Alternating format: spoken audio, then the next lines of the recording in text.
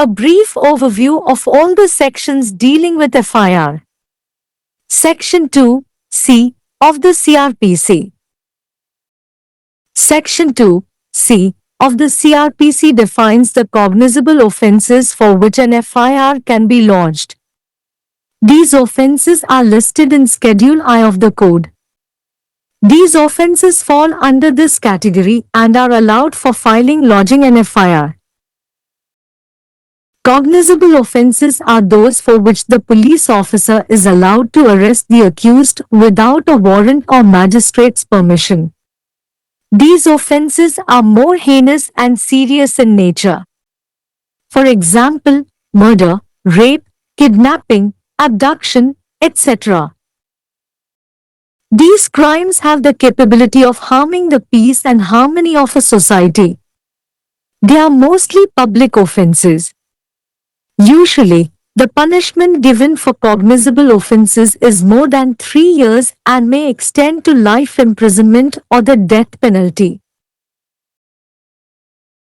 Schedule I of the CRPC. Schedule I of the CRPC enlists the offences that are classified as cognizable offences, for example, murder, robbery, etc. These offences require immediate police attention, and preventive measures are needed to be taken by them. These offences are generally more severe and graver in nature and act against the public interest at large. Section 154(1) of the CRPC. Section 154(1) of the CRPC talks about the procedure for recording an FIR. Cognizable offences that are reported orally or in writing must be written down by the police officer. They should be reread by the officer for the person lodging the FIR and signed by him thereafter. A copy of the report must be given to the person lodging the FIR, i.e., the informant, free of cost. This section lays out a brief outline of the process by which an FIR must be recorded, documented, and acted upon by the police officer. Section 154(3) of the CRPC. Section 154(3) of the CRPC talks about the actions to be taken if a police officer denies recording the FIR. In such cases, the informant can go to the superintendent of police, also known as the deputy commissioner in a police department. On satisfaction that the crime committed is cognizable, he should either investigate the case himself or direct a subordinate to take the required measures. This section provides for a remedy or legal recourse that may be taken by the informant if he feels that his complaint is not being entertained by the police officer. FIR தொடர்பான அனைத்து பிரிவுகளின் சுருக்கமான கண்ணோட்டம்.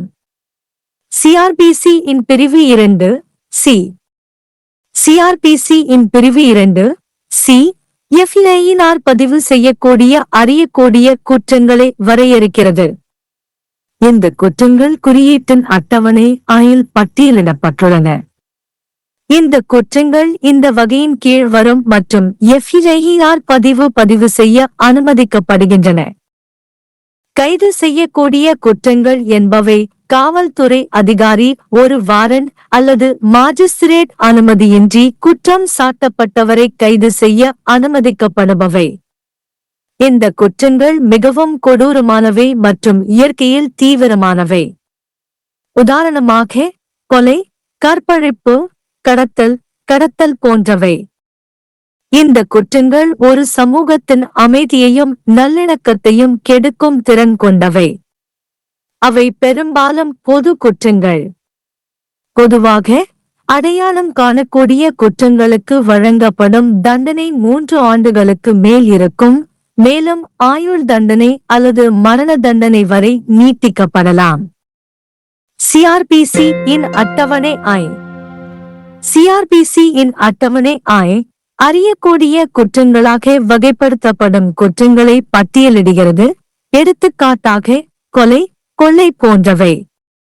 இந்த குற்றங்களுக்கு உடனடி police கவனம் தேவை, மேலும் அவர்களால் தடுப்பு நடவடிக்கைகள் எடுக்கப்பட வேண்டும்.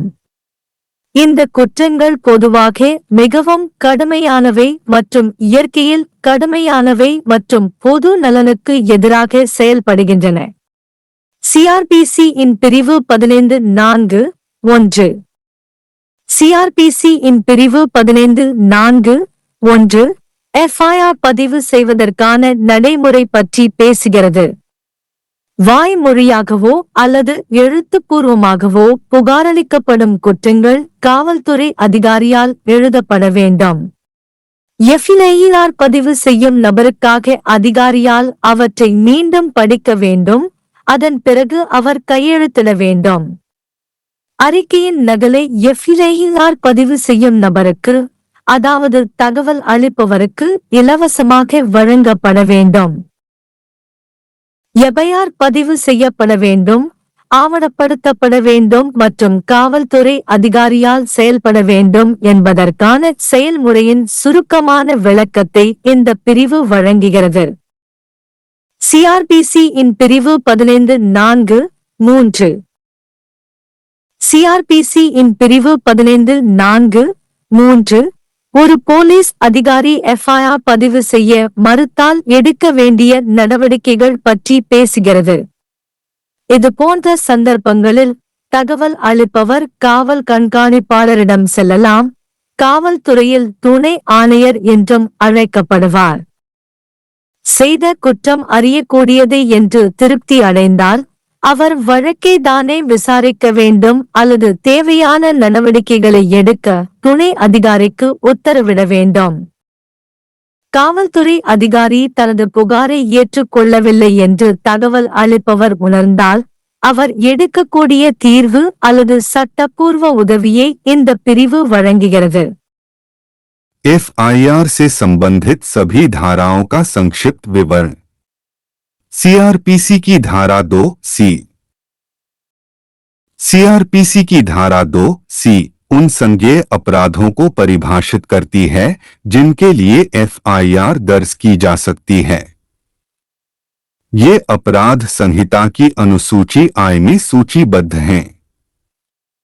ये अपराध इस श्रेणी में आते हैं और इनके लिए एफआईआर दर्ज करने की अनुमति है। संज्ञेय अपराध वे हैं जिनके लिए पुलिस अधिकारी को वारंट या मजिस्ट्रेट की अनुमति के बिना आरोपी को गिरफ्तार करने की अनुमति है। ये अपराध प्रकृति में अधिक जघन्य और गंभीर होते हैं। उदाहरण के लिए हत्या, बलात्कार, अपहरण आदि। ये अपराध समाज की शांति और सद्भाव को नुकसान पहुंचाने की क्षमता रखते हैं। ये ज्यादातर सार्वजनिक अपराध होते हैं। आमतौर पर संज्ञेय अपराधों के लिए दी जाने वाली सजा 3 साल से अधिक होती है और आजीवन कारावास या मृत्युदंड तक बढ़ सकती है। सीआरपीसी की अनुसूची I। सीआरपीसी की अनुसूची I में उन अपराधों को सूचीबद्ध किया गया है जिन्हें संज्ञेय अपराधों के रूप में वर्गीकृत किया गया है, उदाहरण के लिए हत्या, डकैती आदि। इन अपराधों पर पुलिस को तत्काल ध्यान देने की आवश्यकता होती है तथा उन्हें निवारक उपाय करने की आवश्यकता होती है। ये अपराध आमतौर पर अधिक गंभीर और गंभीर प्रकृति के होते हैं तथा व्यापक रूप से जनहित के विरुद्ध कार्य करते हैं। सीआरपीसी की धारा 154(1) सीआरपीसी की धारा 154(1) में एफआईआर दर्ज करने की प्रक्रिया के बारे में बताया गया है। संज्ञेय अपराध जो मौखिक या लिखित रूप से रिपोर्ट किए जाते हैं, उन्हें पुलिस अधिकारी द्वारा लिखा जाना चाहिए। एफआईआर दर्ज करने वाले व्यक्ति के लिए अधिकारी द्वारा उन्हें फिर से पढ़ा जाना चाहिए तथा उसके बाद उस पर हस्ताक्षर किए जाने चाहिए। रिपोर्ट की एक प्रति एफआईआर दर्ज करने वाले व्यक्ति यानी सूचना देने वाले को निःशुल्क दी जानी चाहिए। यह धारा उस प्रक्रिया की संक्षिप्त रूपरेखा प्रस्तुत करती है जिसके द्वारा पुलिस अधिकारी द्वारा एफआईआर दर्ज की जानी चाहिए, उसका दस्तावेजीकरण किया जाना चाहिए तथा उस पर कार्रवाई की जानी चाहिए। सीआरपीसी की धारा 154(3) सीआरपीसी की धारा 154(3) में पुलिस अधिकारी द्वारा एफआईआर दर्ज करने से इनकार करने पर की जाने वाली कार्रवाई के बारे में बताया गया है। ऐसे मामलों में मुखबिर पुलिस अधीक्षक, जिसे पुलिस विभाग में डिप्टी कमिश्नर भी कहा जाता है, के पास जा सकता है। यह संतुष्टि होने पर कि किया गया अपराध संज्ञेय है, उसे या तो खुद मामले की जांच करनी चाहिए या किसी अधीनस्थ को आवश्यक उपाय करने का निर्देश देना चाहिए। यह धारा एक उपाय या कानूनी सहारा प्रदान करती है जिसे मुखबिर द्वारा लिया जा सकता है यदि उसे लगता है कि पुलिस अधिकारी द्वारा उसकी शिकायत पर विचार नहीं किया जा रहा है।